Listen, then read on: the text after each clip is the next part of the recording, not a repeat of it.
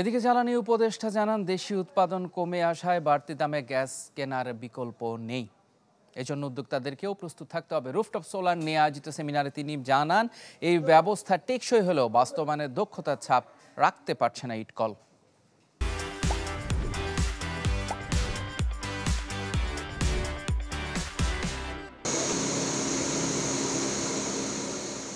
সম্প্রতি শিল্প খাতে গ্যাসের দাম প্রায় ২.৫ গুণ বাড়ানোর প্রস্তাব বিইআরসিতে জমা দিয়েছে পেট্রোবাংলা।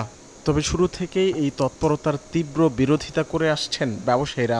কেননা এমন সিদ্ধান্ত বৈষম্য বাড়াবে বিনিয়োগে, প্রতিযোগিতা সক্ষমতা হারাবেন বহু ব্যবসায়ী। তবে বিজিএমইএর অনুষ্ঠানে ব্যবসায়ীদের এই বিরোধিতা মানতে নারাজ জ্বালানি উপদেষ্টা। সাফ জানিয়ে দেন, দেশীয় উৎস থেকে যোগান কমে আসায় বিকল্প নেই বাড়তি দামে কেনার। সরকার তো আপনাকে ৭০ টাকায় জ্বালানি আমদানি করে ৩০ টাকায় দিতে পারবে না। আপনারা ব্যবসায়ী হিসেবে আপনারা তো সেটা নিজেরাও সেটা করবেন না। বিদ্যুৎ এবং জ্বালানি খাতের যদি সাবসিডি, এটা প্রতি হচ্ছে ৩,০০০ কোটি টাকা।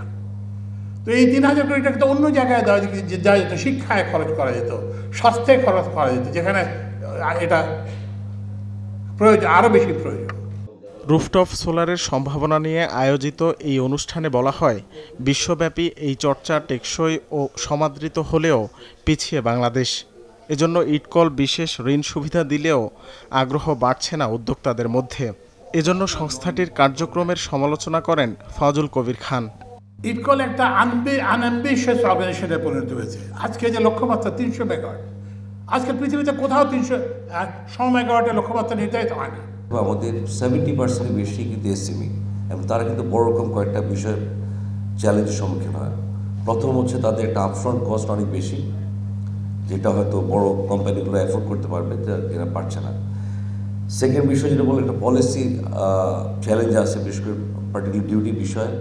২০২৬ সালের মধ্যে রুফটপ সোলার থেকে ৩০০ মেগাওয়াট বিদ্যুৎ উৎপাদন নিশ্চিতের লক্ষ্য ইটকলের। বিশেষভাবে ধন্যবাদ জানাই আবারও।